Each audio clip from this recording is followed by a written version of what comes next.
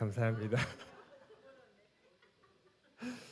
여러분 오늘 말씀은요 출애굽기 3장 4장에서 보도록 하겠습니다. 출애굽기 3장을 펼쳐주시면 감사하겠고요. 오늘 출애굽기 이야기는 저희가 잘 알고 있는 모세의 이야기입니다. 간략하게 모세의 삶을 조금 이야기로 들려드리고 오늘 한 가지만 나누고 마치도록 하겠습니다. 여러분 모세는 처음부터 삶의 우여곡절이 참 많았어요. 근데 하나님께서 이 모세라는 사람을 처음부터 사용하시려고 그릇으로 조금 점찍어 두셨죠. 그래서 모세의 태생으로는 원래는 이집트 왕자의 자리로 갈 수 없는 태생이었지만 이집트 왕자의 자리로 들어가게 됩니다. 이렇게 왕자로 쭉 살아가면 참 좋았겠죠. 그런데 모세의 삶에 사건이 하나 터져요. 그게 뭐냐면 모세의 원래 이제 태생은 이집트 사람이 아니었죠. 여러분 모세의 태생이 어디죠? 어디 민족 사람이죠? 그렇죠. 히브리 민족 사람인데 이때 당시에 히브리 민족 사람들이 이집트의 노예로 일을 하고 있었어요. 노예로 일을 하고 있는데 어느 날 그 이집트 사람에게 학대를 당하는 장면을 모세가 보게 된 거예요. 자기 민족 사람이 이집트 사람에게 학대당하는 모습을 모세가 목격합니다. 갈등이 됐을 거예요. 이집트의 왕자잖아요. 근데 자기 민족이 학대를 당하니까 그 순간에 그래도 자기 태생이 히브리 민족이라고 모세 마음에 좀 이렇게 끓어오르는 그런 마음이 있었나 봐요. 그래서 가서 그 이집트 사람을 살인을 하게 됩니다. 여러분 모세가 그 후로요 하루아침에 그 이집트에서 살인자로 낙인을 찍히게 되죠. 그래서 도망쳐 나오듯이 이집트를 나왔다고 해요. 이제 정처 없이 모세가 도망칩니다. 도망치는데 쭉 가다 보니까 어디에 도착을 하게 되냐면 미디안 광야라는 곳에 모세가 도착을 해요. 이 미디안 광야가 어디쯤에 있나 봤더니 그 이집트에서 한 500km 정도 떨어진 곳이래요. 그래서 그 학자들이 한 달가량을 이동을 했을 것이다 모세가 그렇게 추측을 하고 있는데요. 그리고 이 미디안 광야라는 곳은 굉장히 메마르고 황폐한 땅이었습니다. 그곳에 모세가 도착했는데 이제 그곳에서 또 한 사람을 만나요. 한 여인을 만나는데 그 여인의 이름이 여러분 누구죠? 그렇죠. 십보라라는 여인을 만나게 됩니다. 그 여인을 만나게 돼서 이제 미디안 광야에서의 새로운 삶을 시작하게 됩니다. 여러분 여기까지가 출애굽기 2장의 말씀이에요. 여기까지가 2장의 말씀이고요. 이제 2장에서 오늘 본문 3장으로 넘어가는 사이에 40년의 세월이 생략되어져 있습니다. 여러분 이 40년의 세월은 모세가 어디서 생활한 거죠? 그렇죠. 미디안 광야에 40년 세월이 생략되어져 있는 것이죠. 성경에는요 모세가 미디안 광야에서 어떻게 생활했는지 자세히 나오지 않아요. 그런데 오늘 저희가 이 모세가 거기서 좀 어떻게 생활했을까? 이걸 조금 생각해보고 넘어가면 좋을 것 같아요. 여러분 저희는요 이 40년의 광야 생활을 어떻게 생각하고 있냐면 하나님께서 이제 모세를 크게 사용하실 건데 이 40년의 세월을 통해서 모세를 준비시키셨을 것이다 이렇게 생각하고 있죠. 그게 맞습니다. 그런데 정작 하나님께 사용되어질 사람으로의 모세는 본인이 그게 준비 기간이었다는 거를 미래를 보지 않는 한 알 수 있었을까요? 없었을까요? 알 수 없었을 거예요. 그렇죠? 그렇다면 모세의 일상은 어땠을까요? 모세에게는요 아까 십보라라는 아내가 있어요. 그리고 스라에 자식이 몇 명이 있었죠? 그렇죠. 자식이 2명이 있었어요. 그리고 모세가 했던 일은 뭐였습니까? 그렇죠. 모세가 했던 일은 양을 치는 목자의 일을 했어요. 그리고 이제 모세의 장인이 등장하는데요. 십보라의 아버지겠죠. 십보라의 아버지의 이름은 그죠, 이드로죠. 이드로의 직업은 그렇죠, 제사장이죠. 예배를 주관하는 제사장이었어요. 그렇다면 그냥 저희가 생각했을 때 모세는 평소에 이제 목자의 일을 좀 했을 거예요. 이제 낮에 나가서 양을 좀 치고 목자의 일을 하다가 집에 들어오면은 아내도 있고 자식들도 있고 좀 도란도란 단란하게 그렇게 잘 지내지 않았을까요? 그리고 장인 어른이 제사장이잖아요. 그럼 예배를 또 얼마나 열심히 잘 드렸겠어요. 그러지 않았겠습니까? 이제 물론 이 모세가 여전히 살인자 그리고 도망자라는 꼬리표가 붙어 있긴 해요. 근데 그게 잊혀질 만큼 그 삶에는 고단함도 있었겠지만 그 안에 주어진 평범함이 분명히 있었을 거라 생각합니다. 여러분, 이렇게 모세의 이 미디안 광야 40년의 세월이 쭉 지나가는 거예요. 여러분, 이 세월이 지났을 무렵에 모세 인생에 또 한 번 큰 사건이 일어나게 됩니다. 바로 미디안 광야를 기준으로 서쪽에 호렙이라고 불리는 산이 하나 있었나 봐요. 그 호렙산에서 누구를 만나죠? 그렇죠, 하나님을 모세가 만납니다.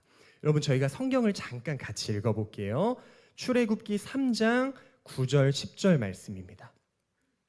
출애굽기 3장 9절과 10절 말씀입니다. 저희 한 목소리로 크게 읽겠습니다. 시작. 이제 가라. 이스라엘 자손의 부르짖음이 내게 달하고 애굽 사람이 그들을 괴롭히는 학대도 내가 보았으니 이제 내가 너를 바로에게 보내어 너에게 내 백성 이스라엘 자손을 애굽에서 인도하여 내게 하리라. 아멘. 여러분, 모세에게요, 이거는 위기가 찾아온 거예요. 네. 여러분, 하나님을 만나고 하나님을 계획을 듣는 게 그게 무슨 위기야? 이거는 축복 아니야? 라고 생각하실 수도 있을 것 같아요. 여러분, 근데 모세는요, 아내와 자식이 둘이 있는 한 가정의 가장이에요. 그런데 주님이 갑자기 모세를 부르시고는 무슨 만나서 모세야 좀 잘 지냈어? 뭐 좀 별일 없었니? 이 40년의 생활은 좀 어땠어? 이런 무슨 안부의 말도 없었어요. 그냥 다짜고짜 내가 이스라엘 백성의 고통을 들었는데 너가 거길로 가서 그 백성을 좀 꺼내왔으면 좋겠다. 여러분, 하나님께서 모세에게 하신 거의 뭐 첫 번째 말씀이 이건 거예요. 여러분, 모세는요, 주님의 이런 계획을 우리가 아까 말했죠. 알았다고요? 몰랐다고요? 몰랐다고요. 여러분, 모세도 저희와 같은 사람인데 그때 당시 얼마나 당황스러웠을까요? 안 그래도 모세가 주님을 만났을 때 주님이 두려워서 쳐다보지도 못하고 있었대요. 그런 상황의 모세인 겁니다. 여러분, 다음 구절에요, 모세의 당황스러움이 담긴 반응이 나와요. 뭐라고 하냐면, 주님, 제가 뭔데요? 주님, 제가 누군데요?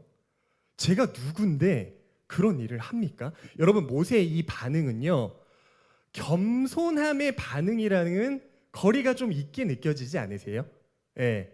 모세가 내가 할 수 있는데 주님, 제가 좀 겸손하니까 좀 몇 번 거절 좀 해볼게요. 이런 느낌이 아니라고요. 여러분, 당황스러워요. 갑작스러움으로 인한 좀 거부 반응처럼 보입니다.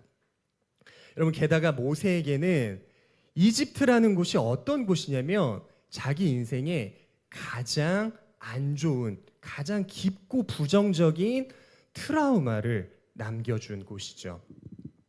자신이 살인을 저지르고 도망쳐 나온 곳, 살인자와 도망자의 꼬리표를 붙여준 곳이 바로 이집트잖아요. 그래서 모세는요, 자신의 정체성에 대해 부정적인 인식을 심어준 그곳. 여러분, 이거는요, 모세가 아닌 다른 누구였더라도 좋았겠습니까? 싫었겠습니까? 싫었을 거예요. 싫었을 거야. 여러분, 그런데요, 이 말을 듣고요, 하나님께서 다음 절에 이렇게 말씀을 해주세요. 저는 개인적으로 이 부분이 참 좋았는데요. 제가 읽어드릴게요. 하나님이 이르시되 내가 반드시 너와 함께 있으리라. 내가 그 백성을 애굽에서 인도하여 낸 후에 너희가 이 산에서 하나님을 섬기리니 이것이 내가 너를 보낸 증거니라. 아멘. 여러분, 모세는요 40년 동안 미디안 광야 생활을 하면서 많은 부분 분명히 회복이 있었을 거예요. 이집트를 막 도망 나온 그 상처에 대한 회복이 있었을 건데 여전히 지워지지 않는 게 있었을 것 같아요. 그게 뭐냐면 도망자와 살인자라는 꼬리표가요 마음 어디 한켠에는 분명히 짓누르고 있었을 거예요. 아직 지워지지 않았다고요. 네, 회복은 되었을지언정 깊은 내면에 뿌리 박힌 상처는 아직 지워지지 않았을 거예요. 여러분, 그런데 하나님께서요 내가 반드시 너와 함께 있겠다라고 해준 말씀은요, 여러분, 모세가 어딜로 향하는 길에 같이 있어 주겠다는 말씀입니까? 이집트로 향하는 길에. 모세가 모세에게 가장 깊은 트라우마를 준 이집트로 향하는 길에, 야 모세야, 내가 그 길에 함께 있어 줄게. 여러분, 이거는요 하나님께서 한켠에 짓눌려 있던 모세의 아픔을 먼저 보듬어 주신 거예요. 그리고 야 모세야, 이제는 너가 더 이상 살인자와 도망자가 아니야. 너는 내 사람이다. 여러분, 모세의 그 도망자와 살인자를 가지고 있는 그 정체성을요, 이제 그게 아니라 너는 하나님의 사람이야라는 정체성으로 바꿔주신 거죠. 여러분, 이 이후의 대화를 쭉 보면요 4장까지요 어떤 내용이냐면 모세랑 하나님이랑 대화하는 내용이에요. 근데 그게 무슨 내용이냐면 계속 서로 티격태격해요. 하나님이랑 모세랑 싸워요. 그런데 하나님께서 시종일관 이렇게 말씀해 주세요. 야 모세야, 내가 너랑 진짜 계속 같이 해줄게. 근데 모세가 막 불안해요. 하나님, 이건 이러면 어떻습니까? 저건 이렇게 되면 어떻게 해요? 하나님께서요 그때마다 모세야, 그거는 그렇게 되면 너 이렇게 말해. 이게 이렇게 되면 너 그때 가서 이렇게 말해. 하나님께서요 이렇게 말씀해 주세요. 또 어떻게 말씀해 주시냐면 타일러도 봐요. 아유 모세야, 괜찮다. 근데 나중 가니까 말을 안 들으니까 화도 내요. 아우 말 좀 들어라. 화도 내요. 여러분, 주님께서 왜 이렇게까지 하셨을까요? 왜 그러냐면 여러분, 이거는요 결국 위기가 아니라는 거예요. 위기가 아니라 우리의 눈으로 봤을 때는 너무 당황스러워, 너무 갑작스러워, 너무 위기처럼 보여요. 근데 이건 하나님께서 모세에게 보내는 하나님의 나라로 가는 초대장이었던 거예요. 네. 모세야, 이스라엘 백성들과 함께 할 나라를 내가 준비해 두었다. 나랑 같이 가자. 나에게 계획이 있다. 나는 자신 있다. 주님께서 이렇게 말씀을 해주시는 거예요. 여러분, 하나님의 계획은요 우리의 눈과 의식으로는 파악할 수 없습니다. 하나님께서는 위기처럼 보이는 그 상황을요 발판으로 삼으세요. 그리고 더 좋고 더 선한 길로 인도해 가시려는 목적이 정확하게 있다라는 것입니다. 여러분, 저희가요 오늘 이 모세 이야기를 통해서 딱 한 가지만 생각하셨으면 좋겠어요. 여러분, 저희 삶에는요 너무 다양해요. 너무 다양하고 많은 위기들이 항상 있죠. 그렇죠? 여러분, 그런데요 이 위기를요 저희의 입장과 눈으로 볼 때는요 답이 잘 나오시던가요? 안 그럴 때가 저는 너무 많은 것 같아요. 여러분, 답답해요. 힘들어요. 그러시죠? 여러분, 그런데 이 와중에 잊지 말아야 할 것은 주님께서 여전히 그 상황 속에서도 계획을 가지고 계시고 여전히 항상 그러셨던 것처럼 신실하게 우리를 하나님의 나라로 인도해 가시는 여정이라는 거예요. 여러분, 이거는요 그런데 참 안타깝게도 그 당시에는 잘 몰라요. 저희가 잘 안 보여. 그런데 여러분, 저희 모두가 경험한 거, 시간이 조금 지나서 뒤를 딱 돌아보니까 와, 이렇게 나를 인도해 오셨구나. 이게 보이는 거죠. 여러분, 주님은 모든 상황을요 협력하게 하세요. 그리고 선을 이루시고요 그 상황 속을 또 이끌어 가시는 것입니다. 여러분, 이 시간에 축복하고 싶은 것은요, 저희가 그리스도인으로서 위기처럼 보이는 상황을 맞닥뜨렸을 때 우리의 시선으로만 그 상황을 받아들이지 말고 낙담하며 끝나지 않았으면 좋겠다는 거예요. 예. 여러분, 그 위기 너머에 계신 하나님을요, 의식할 수 있었으면 좋겠어요. 하나님께서 그 상황을 통해서 이루고자 하시는 것에 민감하게 반응할 수 있길 축복합니다. 여러분, 위기가 곧 기회다라는 말이 있죠. 하나님께서는 저희에게 이따금씩 그런 상황을 맞닥뜨리시게 하는 것은 분명 주님의 깊은 뜻이 있을 거예요. 말씀하시고자 하는 의도가 있을 겁니다. 그리고 더욱 선한 길로 인도해 가시려는 뜻이 분명히 있을 겁니다. 여러분, 주님께서는 이러한 상황들을 분별할 수 있는 감각을 또한 저희에게 허락해 주셨잖아요. 이거를 저희는 영적 분별력이라고 얘기를 하잖아요. 여러분, 저희가요, 진짜 이 세상이 더 어렵고 험악해질수록 저희의 영적 분별력만큼은 더 날카롭고 예리하게 서 있을 수 있길 주님의 이름으로 축복합니다. 여러분, 저희가요, 요즘에 공동체적으로 위기 아닌 위기의 상황을 맞닥뜨리고 있다고 생각을 해요.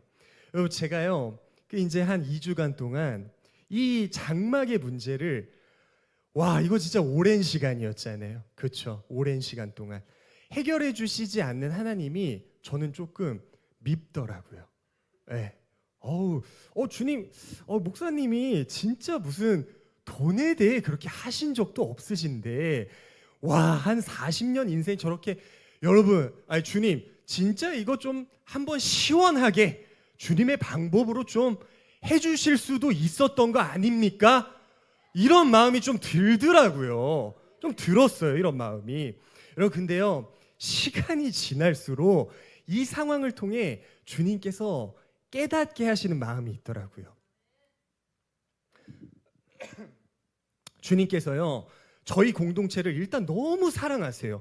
그래서 이런 상황들을 주심으로 여러분, 저희 속에 영적으로 침체되어 있는 것들을 깨트리시려고 하는 것 같아요.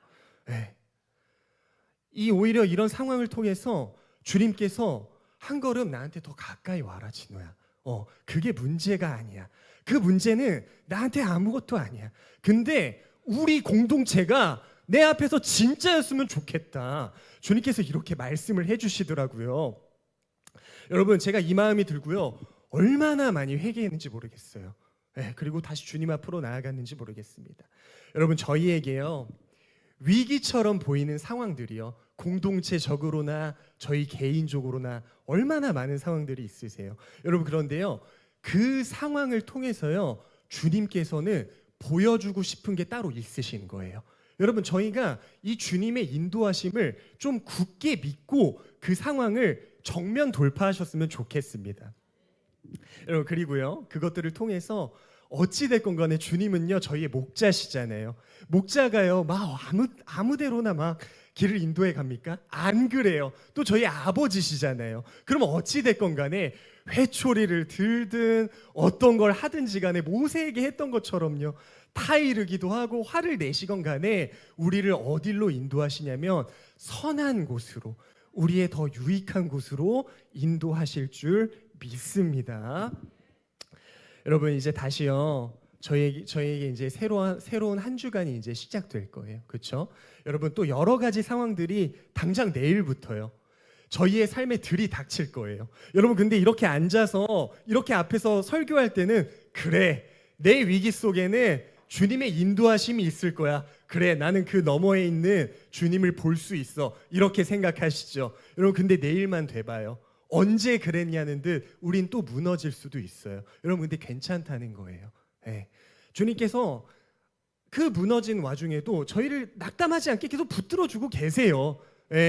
그 주님의 이끄심을 저희가 끝까지 믿고 나아가시길 바랍니다. 여러분, 그 과정이요, 아까도 말씀드렸지만 다 협력해서 선을 이루시는 과정이심을 믿으시길 바랍니다.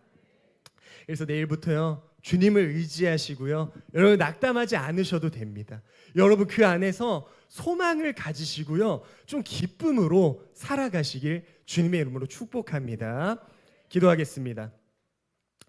하나님 감사합니다. 오늘도 저희에게 선물 같은 하루를 허락하셔서 이렇게 좋은 환경에서 하나님을 예배하며 자유함을 느끼고 하나님의 사랑을 느낄 수 있게 해주셔서 감사합니다. 하나님 저희에게 영적 분별력을 허락하셔서 상황마다 하나님께서 하시는 말씀에 귀 기울이게 하시고 그렇게 살아갈 수 있도록 붙들어 주시옵소서. 하나님 저희가 볼 수 있는 것에는 한계가 있습니다. 두려울 때도 많고 낙담할 때도 많습니다. 하지만 한계가 없으신 주님을 의지하게 해주시고 주님의 계획에 순종하며 따를 수 있는 저희가 될 수 있도록 함께하여 주시옵소서. 하나님 공동체의 육체적으로 정신적으로 마음적으로 깊은 상처와 마음의 아픔이 있는 사람들이 있습니다. 여러분 하나님 그들을 먼저 돌보아 주시고 일상에서도 하나님이 공급하시는 기쁨과 활력을 누리게 하여 주시옵소서. 오늘의 모든 예배를 주님께 올려드리며 살아계신 우리 주 예수 그리스도의 이름으로 기도드립니다. 아멘.